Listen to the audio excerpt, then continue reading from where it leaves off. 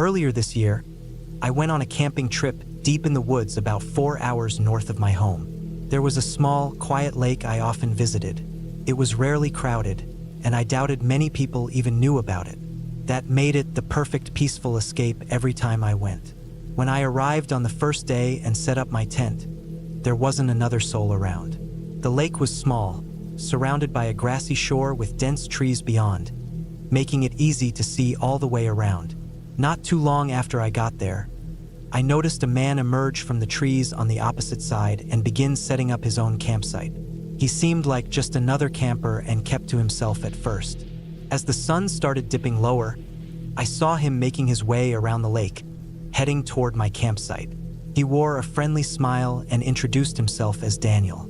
He mentioned that he wasn't sure if I had seen him setting up, but he had noticed me across the lake and just wanted to say hello, since we were both out in the middle of nowhere at this nearly unknown spot. We struck up a conversation, and he turned out to be a pretty cool guy. Daniel was 27, close to my age, and we both liked the spot for its seclusion. After chatting for about half an hour, he went back to his side of the lake as the daylight faded. Nothing unusual happened that night, but the next morning we ended up hanging out for most of the day. He shared a 6-pack of beer with me, and we lounged by the shore, enjoying easygoing conversations. As night fell and we each retreated to our camps, I sat by my small fire, feeling glad I'd met him. He seemed like the perfect camping buddy for a future trip. Later that night, as I was getting ready to put out my fire and turn in, I noticed Daniel walking along the lake. His fire had gone out a while ago, so I assumed he'd been asleep, but apparently not. He approached my campsite, and something about him seemed different. "Hey, everything all right?" I asked.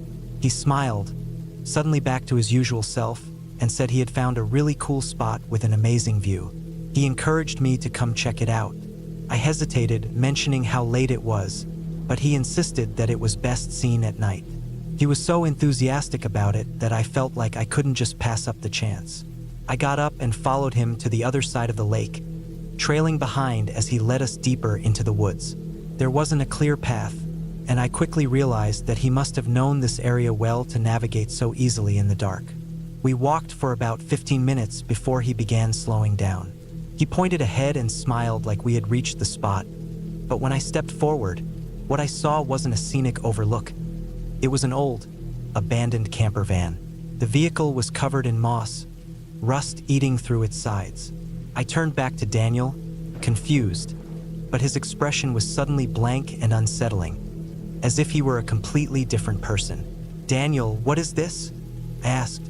He didn't respond. A wave of fear surged through me, and I started scanning my surroundings. That's when I heard the creaking sound of a rusty metal door swinging open behind me. In a flash, someone else came rushing out of the camper. Without thinking, I bolted. I could hear both Daniel and the other person tearing through the woods after me, but I pushed myself to run faster than I ever had. Eventually, I lost them in the darkness, but by then, I had no idea where I was. I just kept moving, keeping my focus on the trees until the first light of morning appeared. When I finally found my way back to the lake, I stopped at the tree line. My campsite was completely gone. My tent, my gear, everything had vanished, as if I had never been there at all. I stayed hidden for a while before sneaking back to the trail and making my way to my car. I reported the incident to the local police, but they didn't seem particularly concerned. They never found anything, or at least they never told me if they did. To this day, I don't know what was meant to happen that night, but I'm grateful I didn't stick around to find out.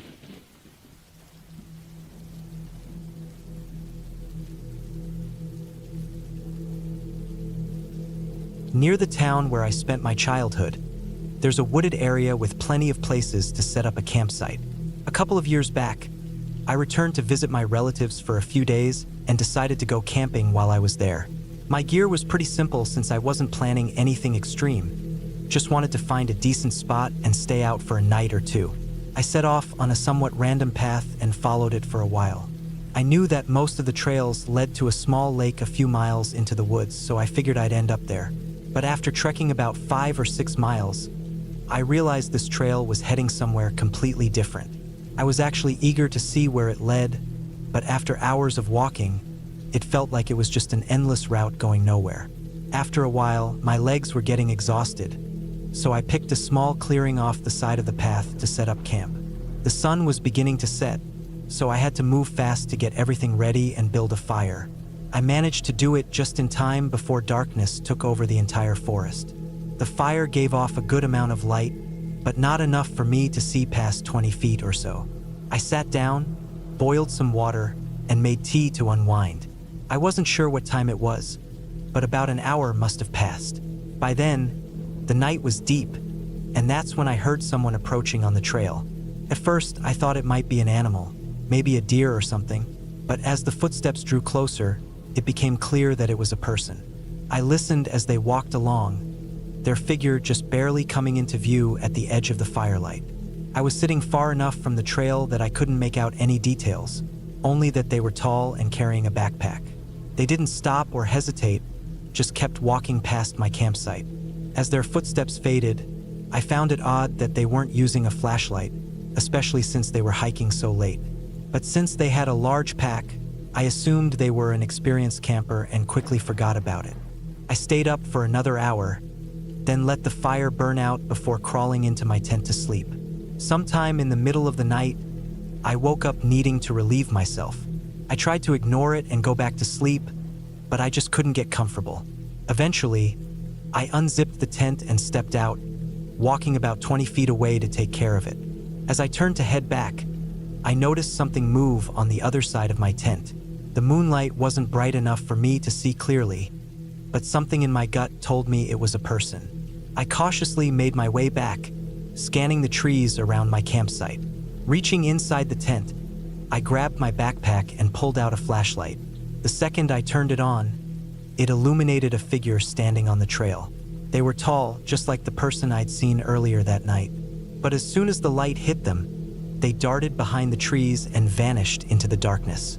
Silence fell again. I sat there, frozen, for at least a full minute, my flashlight still shining toward the trees.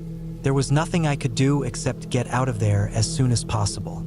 I hurriedly packed up what I could, leaving behind my cheap tent, and made my way back to the trail. When I reached the spot where I'd last seen them, my fear only deepened.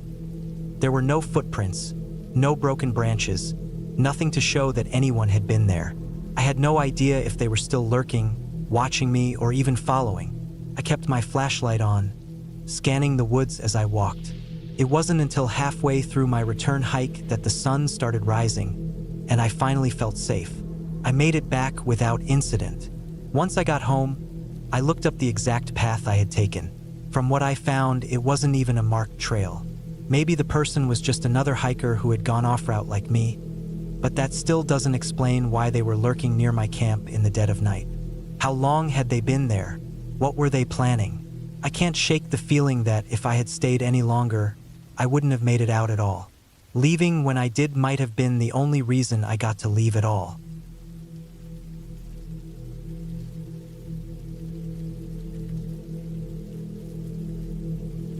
I was hiking along a trail I had found in a remote mountain park. It was a long path that took about 3 days to reach the end and another 3 to return. I didn't know much about it or how frequently people used it, but on long treks like this, you usually don't run into too many hikers anyway. On my third day out, I passed a campsite and noticed a man sitting near his tent. I decided to take a short break, and we chatted for a while. He mentioned that he was staying there for the night and planned to reach the peak of the trail the next day. I told him that was my destination for today, so I might see him when he arrived. After that, I continued on my way and eventually reached my campsite, where I would stay for the next 2 nights. The view was unlike anything I had ever seen. Absolutely breathtaking. It was the perfect spot for a rest day at the highest point of the trail. That entire day, I didn't see a single person pass through. When night fell, I was still the only one camping there. I found myself thinking about the guy I had met at the campsite behind me. He was supposed to reach this peak today, but he never showed up. I figured maybe he had decided to turn back or stay an extra night at his previous campsite. The next morning, I packed up my gear and started heading back down the trail. I had gotten a late start, so my goal was to at least make it back to the campsite where I had last seen the man. For some reason, I felt unusually sore, which made the hike even harder. Before I knew it, the daylight was fading fast. I strapped on my headlamp and kept walking, trekking for another hour after sunset until I finally reached the campsite. The man's tent was still there, pitched in the same spot, as if he had never left. Given that he had told me he was moving on and that most backpackers don't stay in one place for too long, it struck me as strange. I called out to see if he was okay. No answer. I stepped a little closer and said I just wanted to check on him. The flap of his tent was partly open, but no one was inside. A wave of unease hit me, my instincts screaming that something was off. I stood there scanning the area, looking for any sign of him. Then, in the distance, I spotted a faint light deep in the trees. It was perfectly still. Curious, I walked toward it, covering about 40 yards before I found the source. It was a headlamp, lying on the ground as if someone had dropped it. The light was weak, barely glowing, as if the batteries were nearly dead. That's when I noticed them. Someone was standing just 10 yards away, half hidden in the darkness, deliberately keeping still. My gut told me immediately this wasn't the same man I had met before, but I felt like I had to say something. "Hey, do you need help?" Silence. They didn't move. "I'm sorry, I'll just leave," I stammered, my voice unsteady. Then I turned and walked quickly back toward the campsite. As I did, the dim headlamp in the woods clicked off. I didn't waste any time. I grabbed my pack. Thankfully, I hadn't unpacked much, and started hiking again, putting as much distance between myself and that place as I could. I pushed forward for 3 more miles until I reached the next campsite. As soon as I had the chance, I reported what happened. Unfortunately, it was exactly what I feared. The man I had spoken to earlier had vanished. With barely any traces left behind, searching for someone in the wilderness like that was nearly impossible. Whoever I saw in the woods that night remains the biggest mystery, but I think most of us can guess what likely happened.